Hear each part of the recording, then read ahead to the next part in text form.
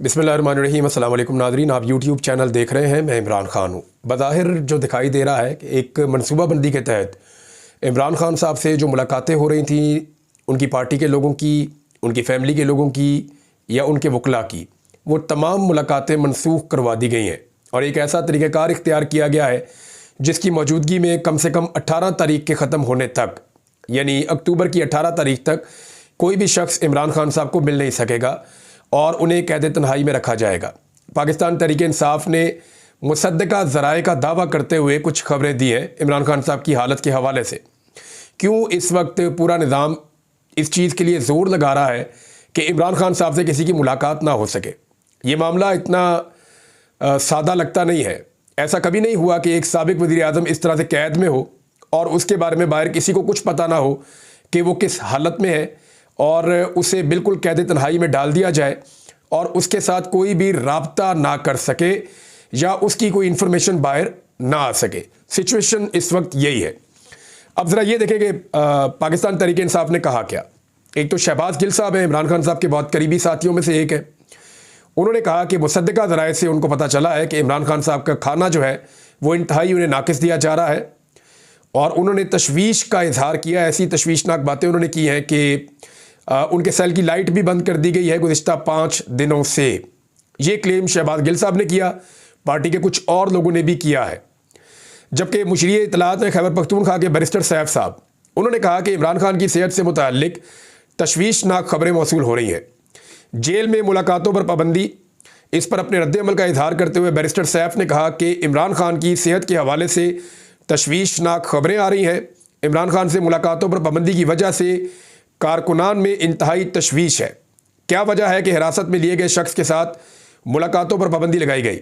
हमारे रेस्क्यू और पुलिस एहलकारों को भी गैर कानूनी तौर पर हिरासत में रखा गया है और साथ उन्होंने ये भी कहा कि खैबर पख्तूनख्वा के लोग भी गिरफ्तार हुए, दीगर लोग भी गिरफ्तार हुए। लेकिन ये जो इमरान खान साहब का मामला है ना, ये बहुत अजीब है। देखिए, उनकी बहनें जो मुलाकातें करती थी या पैगाम लेकर आती थी वो भी अंदर, बुशरा बीबी वो भी अंदर, इमरान खान साहब वो ऑलरेडी अंदर हैं।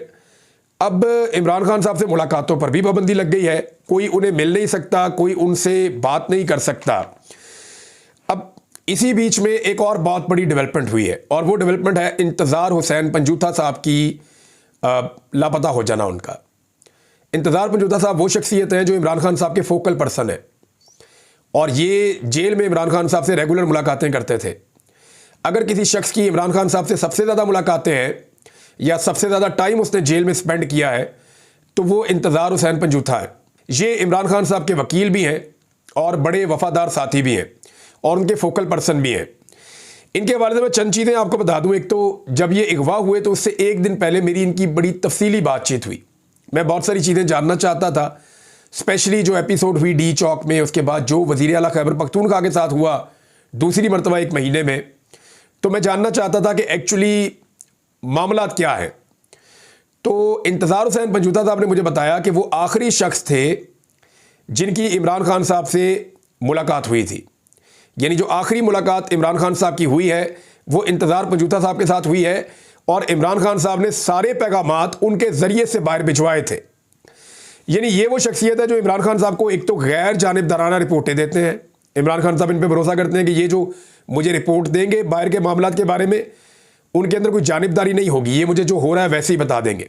तो इंतज़ार पंजूथा साहब बाहर की चीज़ें इमरान खान साहब को बताते थे मेरी इन्फॉर्मेशन के मुताबिक, और वो बगैर तब्दीली के इमरान खान साहब का जो पैगाम होता था अंदर से वो एज इट इज़ पार्टी की क़यादत को भी दे देते थे और कारकुनों को भी पहुंचाने के लिए जो इमरान खान साहब कहते थे वो पहुंचा देते थे।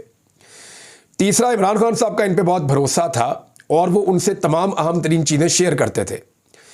चौथा, एक और चीज़ याद रखें कि डी चौक का जो एहतजाज था 4 तारीख वाला, फिर जो मौजूदा सूरत हाल है इस वक्त पाकिस्तान में, फिर वज़ीर आला खैबर पख्तूनख्वा का 1 महीने में दूसरी मरतबा लापता हो जाना और फिर बाजियाब हो जाना, और खैबर पख्तूनख्वा के इलाके खैबर में पश्तून कौमी अदालत या जिरगा के ऊपर क्रैकडाउन हो जाना, आइनी तरमीम पर जो पेशरफ्त हो रही है, ये सूरत हाल, ये तमाम चीज़ें इमरान खान साहब तक इनकी डेवलपमेंट्स इंतज़ार हुसैन पंजूथा के ज़रिए पहुँचनी थी और इमरान खान साहब का जवाब जो है वो अवाम तक या लीडरशिप तक पहुँचना था। मगर इमरान खान साहब से इस दौरान में मुलाकातें बंद कर दी गई और फिर इंतज़ार पंजूथा साहब से जब मेरी बात हुई तो उन्होंने ये कहा कि हमने हाई कोर्ट से इसकी इजाज़त ले रखी है, हाई कोर्ट का फैसला मौजूद है, अगर ये रोकेंगे तो हम तौहीन अदालत की दरख्वास्त डालेंगे हाई कोर्ट में। तो जो दरख्वास्त डाली गई वो ऑटोमेटिकली तौहीन अदालत की उसी जज के पास जानी थी। तो समन रफ़त साहबा के पास ये दरख्वास्त चली गई और आज इसकी समाअत होनी थी। तो आज जो है वो नोटिस उन्होंने जारी कर दिए। इंतज़ार हुसैन पंजूथा साहब को कल शाम को लापता कर दिया गया। उनके भाई जो है नईम पंजूथा, उन्होंने इसके बारे में स्टेटमेंट भी जारी किया है कि उनके भाई को लापता कर दिया गया है और ये बड़ा जुल्म है, ज़्यादती है, उन्होंने वो सारी बात बताई। लेकिन जिस वकील ने ये कोशिश की कि इमरान खान साहब के साथ मुलाकात का रास्ता खुले, वो वकील भी इस वक्त लापता हो चुके हैं और उनका पता नहीं चल रहा। अच्छा, इनकी जो अगवा होने की एक पटिशन दायर की गई, हेबियस की, जनाब लापता हो गया बंदा, बाजियाब करवाया जाए, तो वो भी चीफ जस्टिस से Islamabad high court justice Aamir Farooq साहब के पास लग गई है। तो मैंने जब पाकिस्तान तहरीक इंसाफ के लोगों से और वकला से बात की तो उन्होंने कहा जी कि अब तो ये मामला ऐसा लगता है ठंडा हो जाएगा और काफ़ी टाइम गुजर जाएगा, क्योंकि आमिर फारूक साहब की अदालत में जब कोई केस लगता है तो हमें ज़रा उम्मीद कम हो जाती है कि बंदे की बाजियाबी इतने आराम से नहीं होगी। हाँ, अगर किसी दूसरे जज के पास लग जाए तो हम उम्मीद से रहते हैं कि शायद बाजियाबी जल्दी हो जाएगी। अब इन चीज़ों को आप देखें तो एक अजीब सी कैफियत है पाकिस्तान तहरीक इंसाफ में। वो जानना चाहते हैं कि जाना किस तरफ को है, करना क्या है। पार्टी में अलग अलग राय है। मुराद सईद साहब ये कह रहे हैं कि इमरान खान साहब ने कहा था कि एहतजाज जारी रहेगा और पूरे मुल्क के अंदर एहतजाज को वसी कर दिया जाएगा। अली अमीन गंडापुर साहब ने कहा जी मेरी तो ड्यूटी डी चौक तक पहुंचने की थी, मैंने पहुंचने का अपना फ़र्ज अदा कर दिया, फिर जो उनके साथ हुआ वो भी आपके सामने है।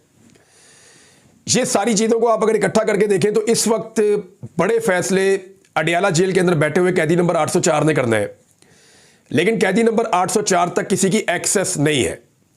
हम कोशिश कर रहे हैं कि अपने सोर्सेज से भी हम पता करें कि एक्चुअली इमरान खान साहब इस वक्त किस हालत में है। वाकई उनकी सेहत के हवाले से, जेल में उनके ऊपर सख्तियों के हवाले से जो इतलात हैं वो दुरुस्त हैं या गलत है। लेकिन खैबर पख्तूनख्वा की हुकूमत के जो तर्जुमान हैं बैरिस्टर सैफ, उन्होंने भी क्लेम किया कि इमरान खान साहब के हवाले से तशवीशनाक खबरें उन्हें मिल रही हैं।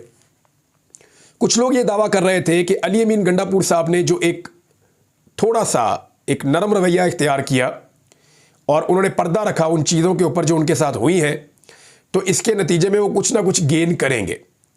बहुत सारे लोग तजिया दे रहे थे कि आने वाले दिनों में अली अमीन गंडापुर की इस एफर्ट की वजह से शायद पाकिस्तान तहरीक इंसाफ के लिए हालात बेहतर हो और वो कोई ऐसा रास्ता निकालेंगे जी ज़्यादती बंद हो जाए। लेकिन बुशरा बीबी का केस लगा हुआ था, तोशा खाना वाली ज़मानत लगी हुई थी, वहाँ पर FIA ने मज़ीद 7 दिन का टाइम मांग लिया। तो जस्टिस मियाँ गुल हसन औरंगज़ेब साहब ने फरमाया कि नहीं, 7 दिन का टाइम तो हम नहीं दे सकते, 1 दिन के अंदर आप प्रोसिक्यूटर जो है वो लगाएं और फौरी तौर पे आप इसके ऊपर जवाब जमा करवाएं, ये ज़मानत का मामला, हमने ज़मानत देनी है। तो इसके बाद जो है वो अभी एक पता चला, थोड़ी देर पहले खबर आई है कि जस्टिस मियाँ गुल हसन औरंगज़ेब साहब की तबीयत ठीक नहीं है और कल जो समाअत होनी थी बुशरा बीबी की ज़मानत के हवाले से वो अब नहीं हो पाएगी। कोर्ट रिपोर्टर्स के बकौल 100% बुशरा बीबी की ज़मानत हो जाएगी और अब कोई कानूनी गुंजाइश नहीं बचती कि इस केस के अंदर उनको ज़मानत ना मिले।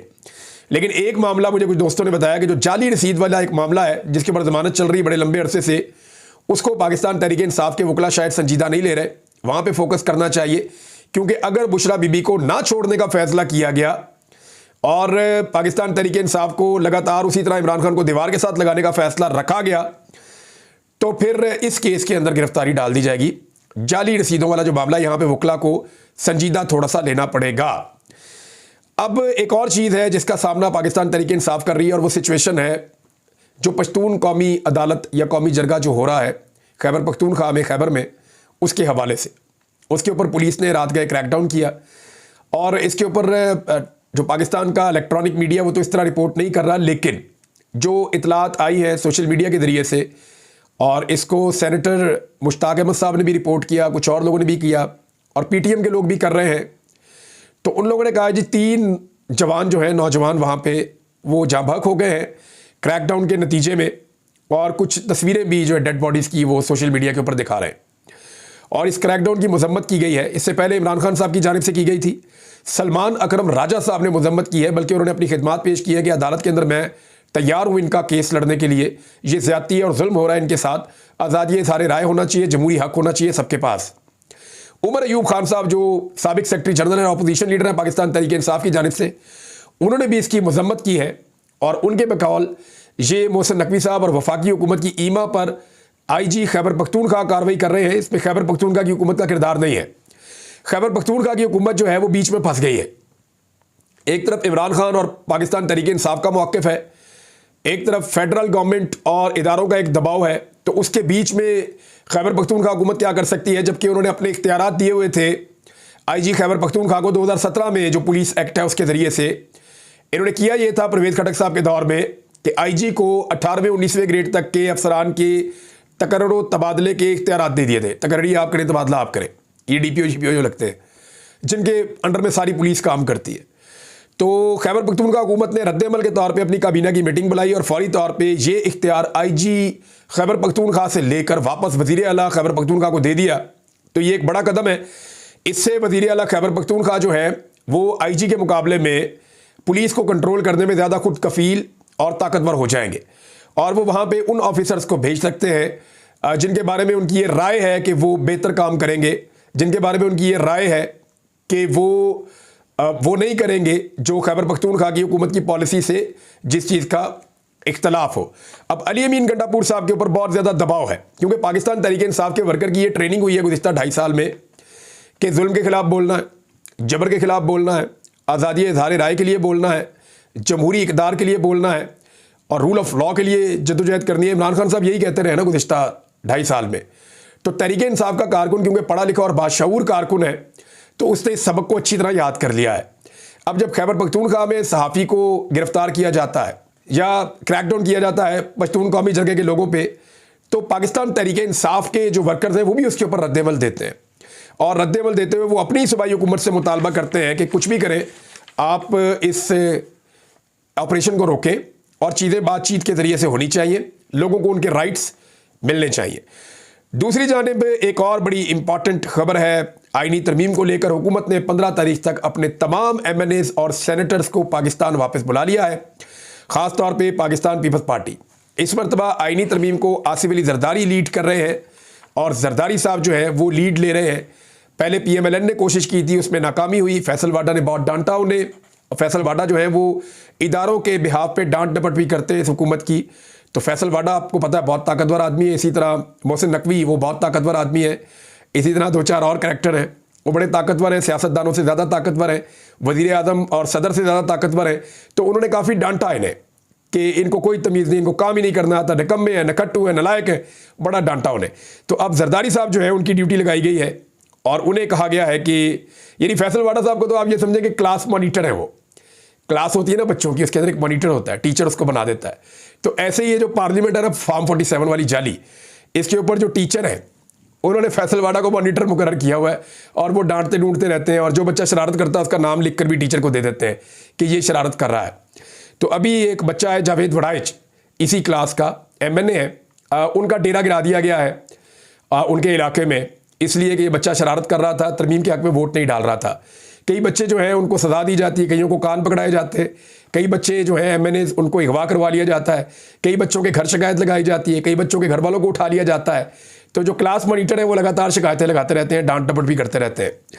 बहरहाल आईनी तरमीम के लिए हुकूमत एक दफ़ा फिर कोशिश करेगी। अब मीडिया के अंदर खबरें लगाई जा रही है कि जी नंबर पूरे हो गए हैं, नंबर एक ही तरह पूरे हुए हैं। अब मैं आपको बता दूं नंबर पूरे कैसे हुए।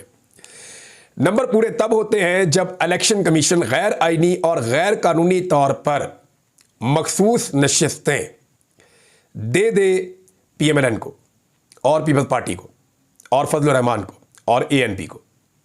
फिर सुन ले मेरी बात आप, MQM को भी, कि जो मखसूस नशिस्तों का एक माले गनीमत है जो पाकिस्तान तहरीक इंसाफ का हक तस्लीम कर लिया सुप्रीम कोर्ट ऑफ पाकिस्तान के फुल कोर्ट ने, वो मखसूस नशिस्तें अगर इलेक्शन कमीशन हुकूमत की ख्वाहिश के मुताबिक और उनके बनाए हुए एक्ट के मुताबिक, तरमीमी एक्ट के मुताबिक, जो बाद में बना है, फैसला पहले आया है, जो पहले आने वाला फैसला है, बाद में आने वाला कानून उसके ऊपर असरअंदाज नहीं हो सकता। तो अगर गैर कानूनी और गैर आईनी तौर पर इलेक्शन कमीशन मखसूस नशिस्तें फराहम कर देता है PDM की जमातों को, मौजूदा हुकूमत को, तो इनके नंबर हो जाते हैं 230। 2 नंबर इनके निकल गए हुए हैं, चौधरी इलियास और आदिल बज़ई। तो फिर 230 के साथ ये आराम से 228 के साथ अपनी आईनी तरमीम कर लेंगे। लेकिन फिर भी सेनेट में इनके नंबर कम हो जाएंगे। तो सेनेट में नंबर पूरे करने के लिए इनको फौरी तौर पे खैबर पख्तूनख्वा में सेनेट का इलेक्शन भी करवाना पड़ेगा, और वहाँ पे अगर ये इलेक्शन करवाते हैं तो 3-4 सीटें वहाँ से निकाल लेंगे, कुछ बंदे खरीद लेंगे, ये करेंगे वो करेंगे, तो कुछ ना कुछ करके वो निकालेंगे। तो सेनेट में भी अपनी तादाद पूरी करने की कोशिश करेंगे। ANP तो इनके साथ खड़ी है वैसे ही, तो इनके जो बंदे बनते हैं ऑलमोस्ट वो 58 हैं, इनको 64 चाहिए, तो इनके 8 बंदे कम हैं। तो उसमें फजलुर रहमान साहब के 5 सेनेटर्स हैं, बाकी ये कहाँ से तोड़ेंगे, ये सवाल अभी अपनी जगह पे मौजूद है। लेकिन 63A में जो अदालत ने फैसला किया उसका फ़ायदा उठाते हुए 2-3 बंदे तोड़ सकते हैं। PTI को भी शक है अपने 1-2 बंदों पे, फजलुर रहमान साहब को भी अपने 2 बंदों पे शक है, तो ये कोई 2 नंबरी हो सकती है। लेकिन अगर ये गैर कानूनी और गैर आईनी रास्ता इख्तियार नहीं करते, मखसूस नशिस्तें अगर नहीं दी जाती, इलेक्शन कमीशन ये वाला रिस्क नहीं लेता, तो फिर ये आईनी तरमीम नहीं होती। क्योंकि फिर आईनी तरमीम के लिए अभी भी इनको 11-12 नंबर, इनके 13 नंबर कम से कम आ रहे हैं, क्योंकि अभी 214 का फिगर इनका निकला है नेशनल असेंबली की, मैंने वेबसाइट देखी वहाँ पे। तो 214 में स्पीकर का वोट निकाल दें, 2 मेंबर पहले छोड़ के चले गए, वो निकाल दें, 211 रह गए, तो इनको चाहिए 13। फजलुर रहमान साहब के 8 तो इनको नहीं मिलते, क्योंकि फजलुर रहमान साहब अपना आईनी मुसवदा ले आए हैं। अब उनके आईनी मुसवदे की मौजूदगी में हुकूमती आईनी मुसवदे के ऊपर अमल होगा, तो ये नहीं होता। ये दोनों मुसवदे ज़मीन आसमान का फ़र्क है, और फजलुर रहमान कह चुके हैं कि ये जाली असम्बली, इससे तो हमने आईनी तरमीम करनी नहीं है। तो PTI के क्या इतने ज़्यादा बंदे टूट जाएंगे? तो मेरी इतला के मुताबिक 3 बंदों के अलावा अभी कन्फर्मेशन कोई नहीं है। ये जो घर गिर रहे हैं, बेटे अगवा हो रहे हैं, मारधाड़ हो रही है, प्रॉपर्टीज़ गिराई जा रही हैं, नाअहलियाँ की जा रही हैं, डीसीड किया जा रहा है, ये सारी चीज़ें इस बात की निशानदेही कर रही हैं कि आईनी तरमीम के लिए हुकूमत सर पैर का जोर लगाने के बावजूद, सर तोड़ कोशिशें करने के बावजूद नंबर पूरे नहीं कर पा रही, बल्कि नंबर्स के करीब भी नहीं पहुंच पा रही। फजलुर रहमान साहब ही उनकी आखिरी उम्मीद है, लेकिन उस उम्मीद पे पानी फिरा हुआ है, क्योंकि वो अपनी आईनी तरमीम ले आए हैं जिसे हुकूमत कभी नहीं मानेगी। ये चीज़ें मैंने आपके साथ अभी शेयर कर दी हैं, मेरे पास और अपडेट्स हैं, थोड़ी देर में आ जाएंगी, आपको शेयर करते हैं नेक्स्ट वीलॉग में। अब तक के लिए इतना ही, अपना ख्याल रखिएगा, अपने इस चैनल का भी। अल्लाह हाफिज़।